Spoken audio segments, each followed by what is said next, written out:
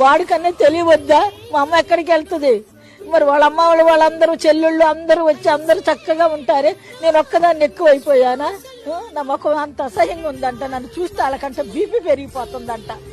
నన్ను చూస్తున్నంతలో అంత బీపీ పెరగాల్సిన వాళ్ళకి హార్ట్ అటాక్లు వచ్చి పడిపోతారంట, చచ్చిపోతారంట మొగుడు పిల్లలు. అంత ఇదిగా ఉన్నాను. నేనే పెంచాను కదమ్మా, నేనే పెద్దదాన్ని చేశాను కదమ్మా. తిన్నామో తినలేదు, నేను పాలిస్తే పెద్ద అయ్యాడు, నా పొట్టలో వస్తే పెద్ద అయ్యాడు, నా బ్లడ్ లో బ్లడ్ తీసేయగలడా? నా బ్లడ్ బయటికి లాగలడా?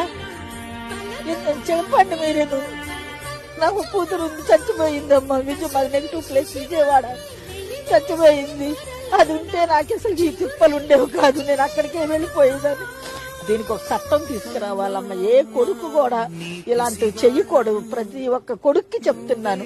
దీని వెనకాల వాళ్ళ భార్యలు వాళ్ళ అమ్మలే ఉన్నారు. భార్య చెప్పుకోవాలిగా, మా అమ్మ ఒక్కదాయే ఉంది, మా అమ్మకి ఎవరు లేరు. మా అమ్మ తప్పిస్తే నాకు మా అమ్మే ఉంది కాబట్టి మా అమ్మ నా దగ్గరే ఉంటుందని చెప్పాలి కదా.